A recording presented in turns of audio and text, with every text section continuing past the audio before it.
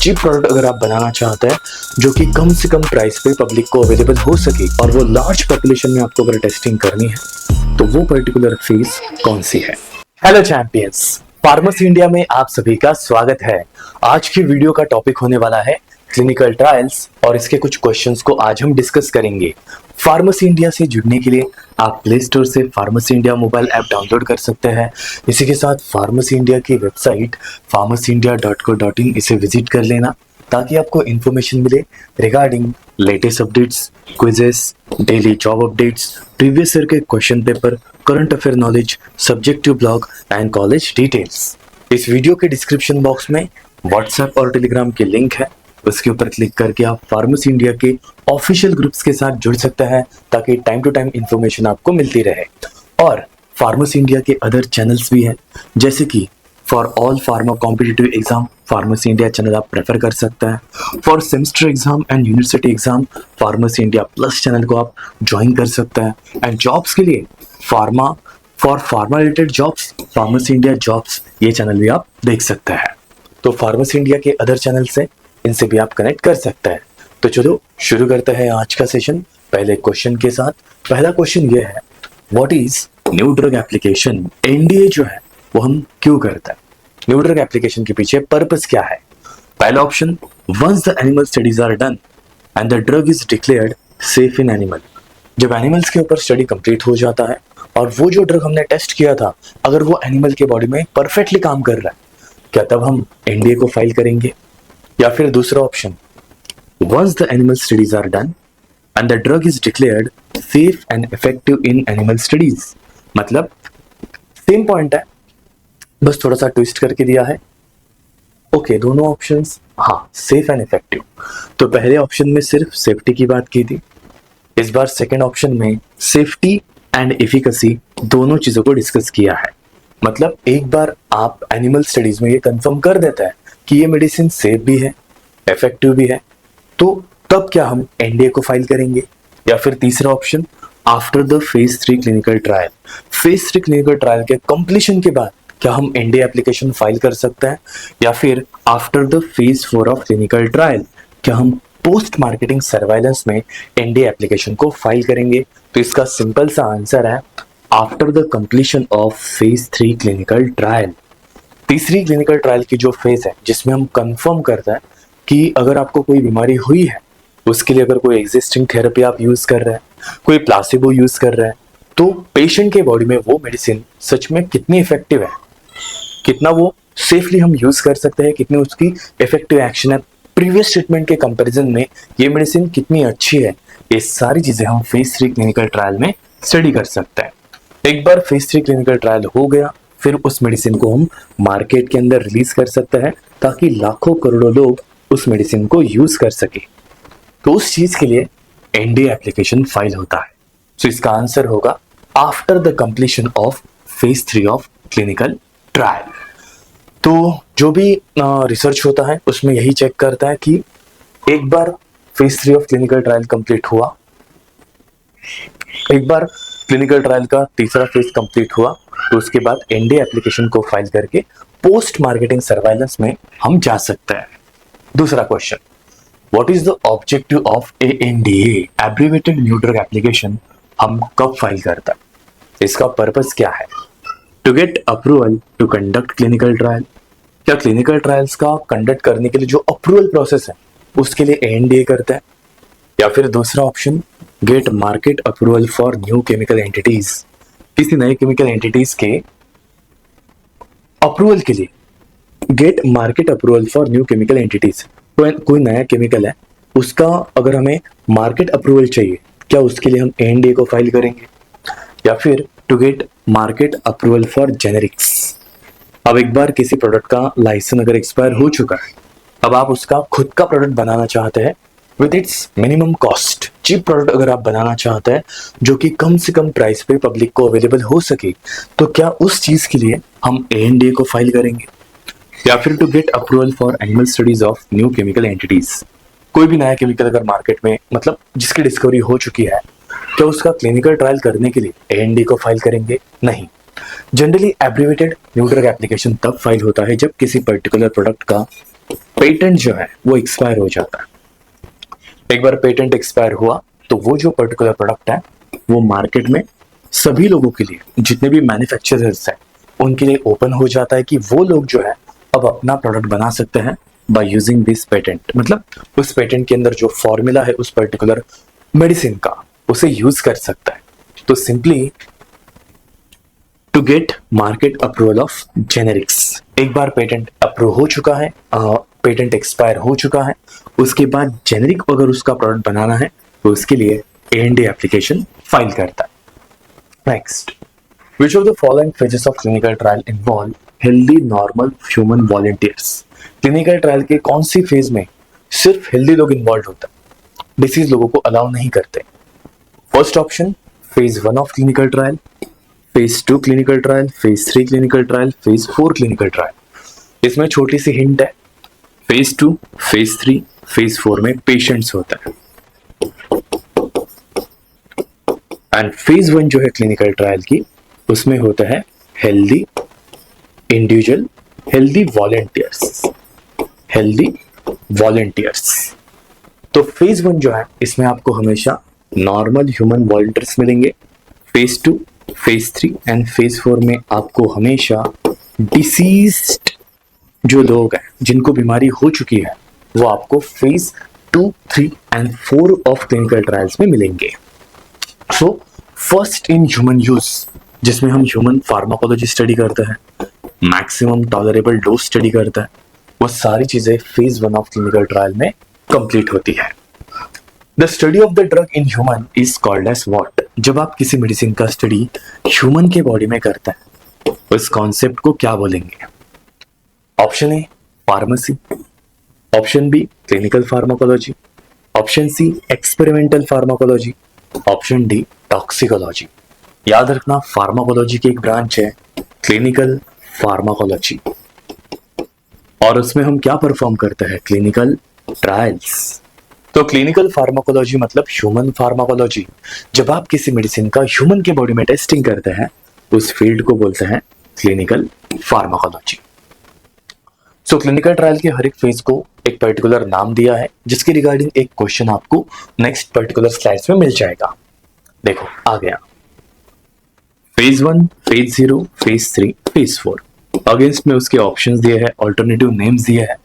तो बताइए, phase 0 is called as microdosing study, so 2 is connected to the Q, simple, and phase 4 is post marketing surveillance, 4 is connected to the P।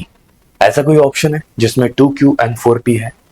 2Q 4S wrong, 2Q 4P ये सही हो सकता है, 2S 2P गलत हो गया। तो इसमें एक ही ऑप्शन बचता है, दैट इज ऑप्शन बी। तो phase 1 of clinical trial is human use, phase 3 is multicentric trials, phase 0 is microdosing studies and phase 4 is post marketing surveillance. तो हर एक क्लिनिकल ट्रायल का अपना अपना नाम है, तो वो जो ऑल्टरनेटिव नेम है वो आपको याद करना है। चलो आगे बढ़ता है। सो फेज 0 में हम एक्सप्लोर करते हैं कि वो जो मेडिसिन है, जो नया पर्टिकुलर केमिकल एंटिटी आपने बनाया है, वो फार्माकोकाइनेटिकली एक्टिव है कि नहीं। ऐसा नहीं होना चाहिए एक इंसान में उसका फार्माकोकाइनेटिक्स अलग है, दूसरे इंसान में अलग है, तो वो वेरिएशन क्रिएट करता है, उसमें अनस्टेबिलिटी होती है।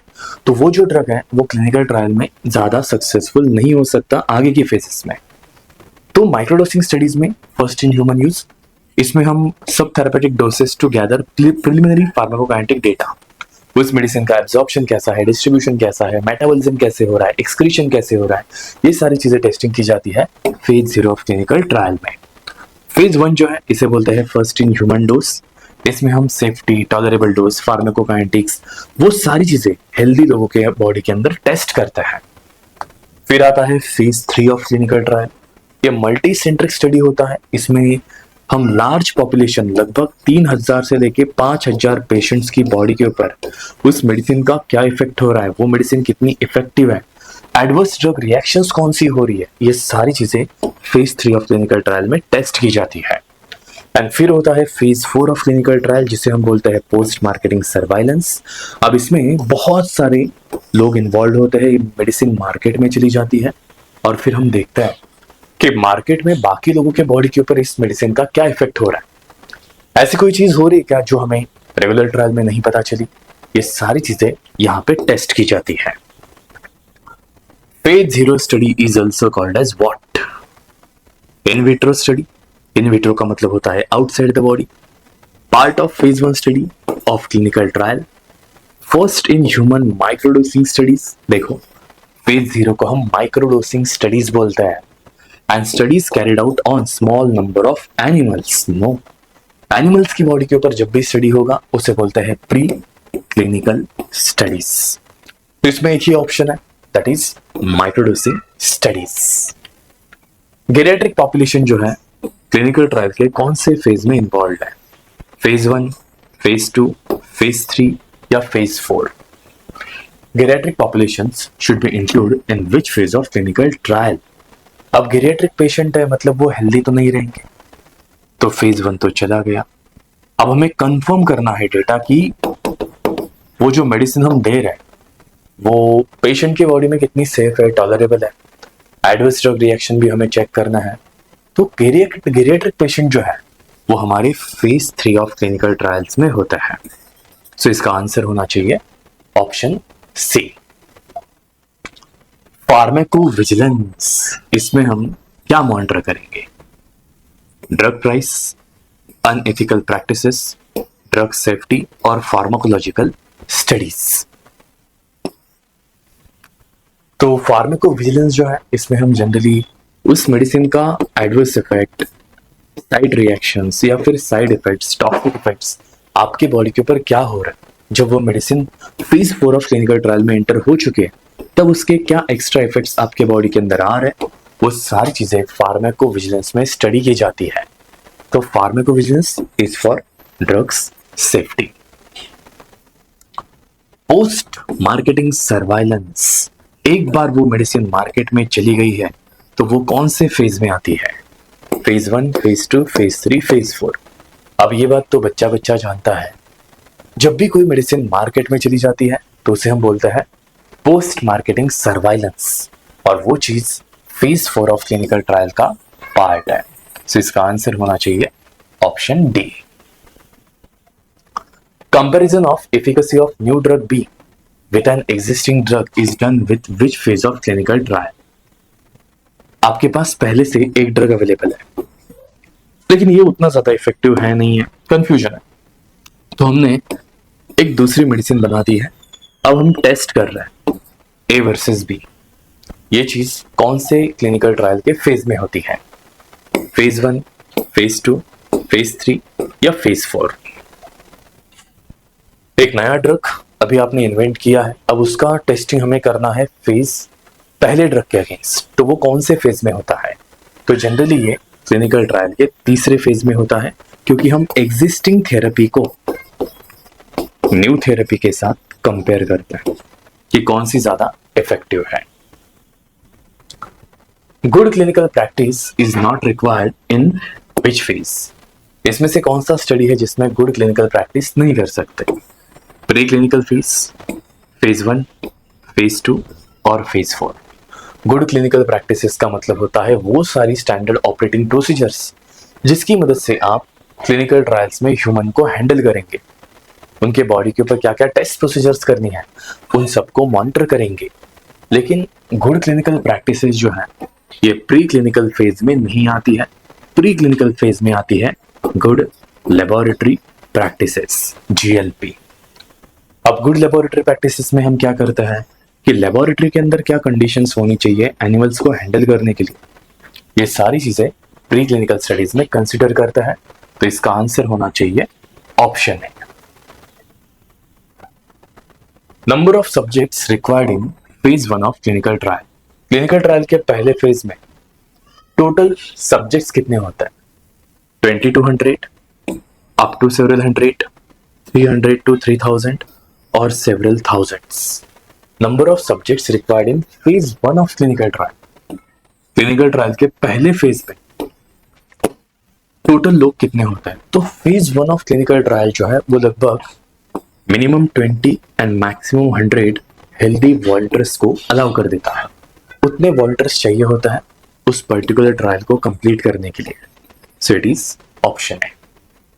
तो हर एक ट्रायल का अपना अपना एक पर्टिकुलर नंबर होता है, जिसमें से सबसे ज्यादा पेशेंट जो होते हैं सेवरल थाउजेंड्स, ये फेज 4 में होता है, और सबसे कम जो होता है वो होता है phase 1 of clinical trial. To monitor the safety of the new drug under the actual condition of use in the large number of patients has been classified as what? आपको सच में टेस्ट करना है कि वो मेडिसिन कितनी safe है, और वो लार्ज पॉपुलेशन में आपको अगर टेस्टिंग करनी है तो वो पर्टिकुलर फेज कौन सी है? 3, 2, 4 या 1?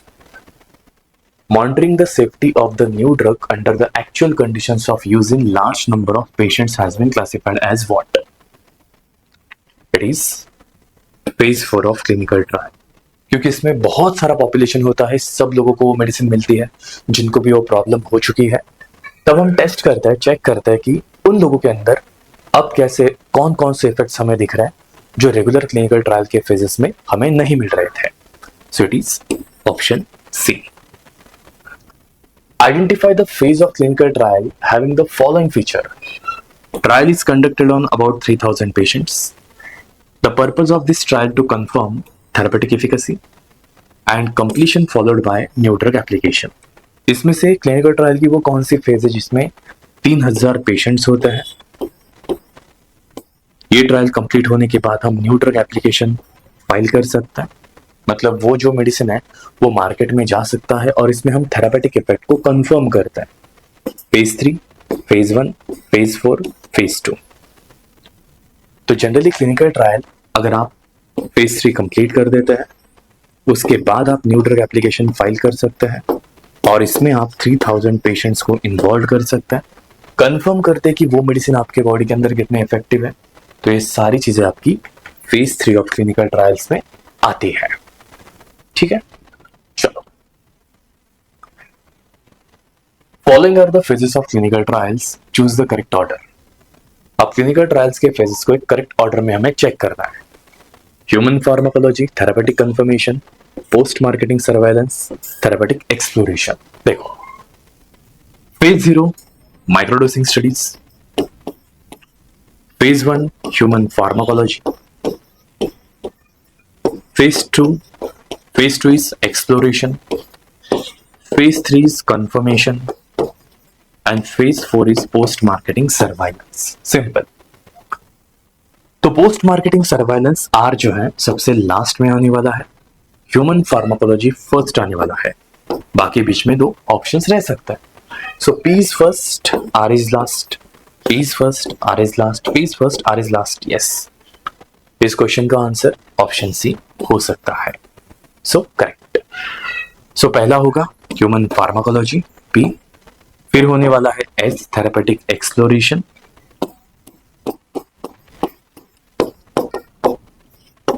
तीसरा होने वाला है confirmation, and fourth one is post marketing surveillance.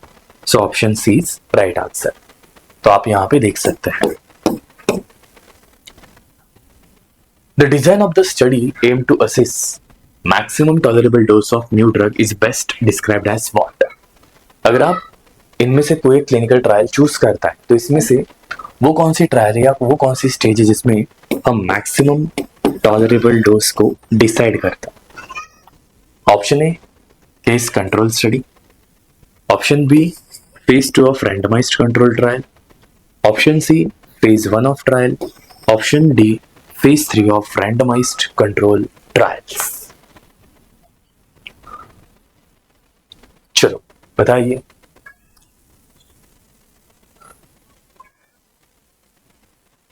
Maximum tolerable dose जो है वो हम डिसाइड करते हैं क्लिनिकल ट्रायल के पहले फेज में, क्लिनिकल ट्रायल के पहले फेज में। बाकी तो फिर फेज 2, फेज 3, फेज 4 उसका डिस्कशन हम कर चुके हैं।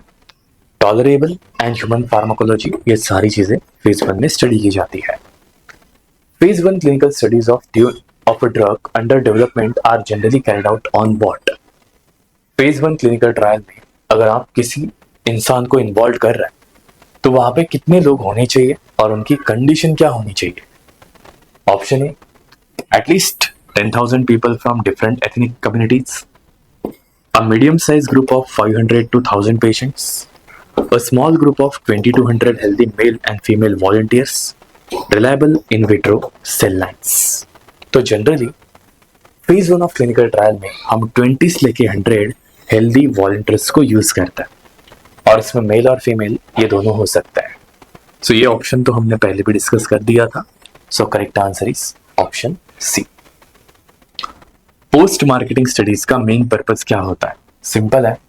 कोई भी मेडिसिन जब आप बनाते हैं तो वो मार्केट में जाती है. मार्केट में जाने के बाद उसके कुछ एक्स्ट्रा साइड इफेक्ट्स, कुछ एक्स्ट्रा चीजें हमें नहीं समझने के लिए मिलती है कि वो मेडिसिन टेराटोजेनिक है क्या, या फिर वो कुछ लोगों में एलर्जी क्रिएट कर सकती है क्या, वो मेडिसिन पेडियाट्रिक पेशेंट्स में एंड गेरियाट्रिक पेशेंट्स में कैसे काम कर रही है, ये सारी चीजें हमें एक्स्ट्रा पता, प्रेगनेंसी में काम कैसे कर रही है, ये सारी चीजें हमें फेज 4 ऑफ क्लिनिकल ट्रायल में पता चलती है. सो पोस्ट मार्केटिंग सर्वेलेंस का पर्पस होता है safety and comparisons with other medicine. Other medicine की कंपैरिजन में ये जो मेडिसिन है कितनी सेफ है और कितनी इफेक्टिव है, ये सारी चीजें हम क्लिनिकल ट्रायल के चौथे फेज में टेस्ट करते हैं. A pharmaceutical company develops a generic version of popular painkiller. To get it approval, they must submit a or an what. ठीक है, एक फार्मास्यूटिकल कंपनी है, उसे एक पेन किलर का अपना प्रोडक्ट बनाना है, जेनेरिक प्रोडक्ट बनाना है. अब उसके लिए ये चेक करना पड़ेगा कि जो भी ब्रांडेड प्रोडक्ट है उसका पेटेंट एक्सपायर हुआ है कि नहीं हुआ है, और अगर उसका पेटेंट एक्सपायर हो चुका है तो उनको क्या प्रोसेस करनी पड़ेगी ताकि वो उसका जेनेरिक प्रोडक्ट बना सके. न्यू ड्रग एप्लीकेशन, ये तो क्लिनिकल ट्रायल के तीसरे फेज के बाद होता है. Investigational new drug application question mark. Abbreviated new drug application question mark. Clinical trial protocol no. तो जनरली इसके रिगार्डिंग एक क्वेश्चन हमने डिस्कस किया था.